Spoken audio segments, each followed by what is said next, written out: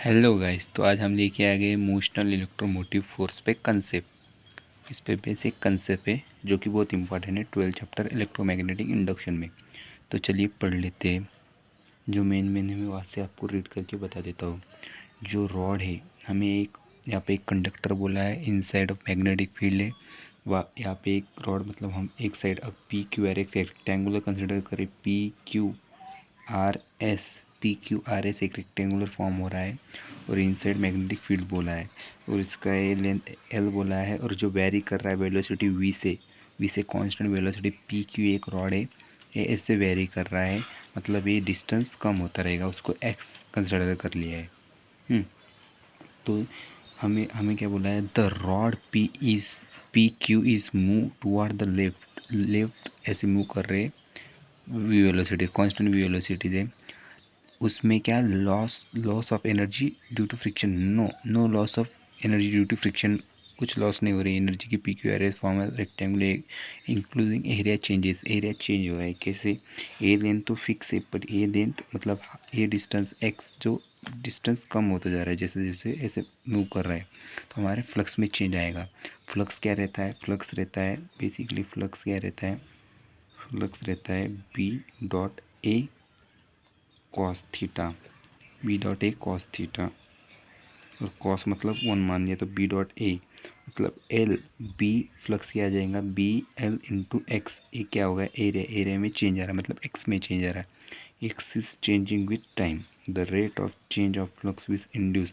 जो M F रहता है, एम एफ बेसिकली कुछ नहीं, M F D phi by D T रहता है, पर यहाँ पे क्या हो रहा है? फ्लक्स चेंज हो रहा है, एक्स की चेंज हो रहा है, तो यहाँ पे क्या लग जाएगा? Lenz law. लेंस लॉ क्या कहता है? Lenz law opposition of oppose करता है, opposition of change of flux. Flux के अपोजिशन को मतलब फ्लक्स जो चेंज हो रहा है उसको अपोज करता है, इसलिए नेगेटिव साइन हम कंसिडर करते हैं। मतलब बी तो चेंज नहीं हो रहा, मैग्नेटिक फील्ड तो कांस्टेंट है, लेंथ भी एल कुछ लेंथ भी ये सिर्फ हमारे एक्स में चेंज हो रहा है। एक्स मतलब वी वेलोसिटी ऐसे जा रहा है तो बी इसमें चेंज हो रहा है, तो हमने B minus B into L d x by d t change of x with respect to time. D x by d t मतलब बेसिकली कुछ नहीं, वेलोसिटी रहता है। तो हमारा ई एम एफ क्या आ गया? B into L into we.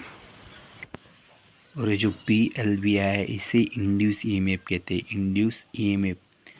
Induce E M F equals to मतलब E equals to B into L into V, B L V, इसे ई एम एफ कहते हैं, induce E M F. Induce E M F रहता है, उससे हम एक और कंसेप्ट मतलब लोरेंट्स फोर्स ये भी एक इम्पोर्टेंट है। वो कैसे डिफाइन होता है? ये जो एक रॉड हम कंसिडर कर रहे हैं, कंडक्टर की एक रॉड है पी क्यू जो एक रॉड है, एक कंडक्टर है। अब ये वी वेलोसिटी से जा रहा है तो इसमें कुछ इंड्यूस चार्जेस एक्युमुलेशन होगा। कैसे?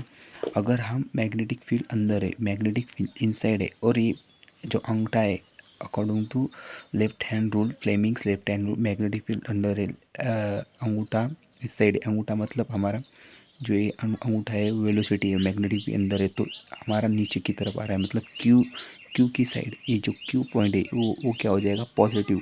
यहाँ पे पॉजिटिव चार्ज का एक्युमुलेशन मतलब हायर पोटेंशियल हो जाएगा। ये क्या हो जाएगा? Higher potential. और ये हो जाएगा नेगेटिव मतलब लोअर पोटेंशियल।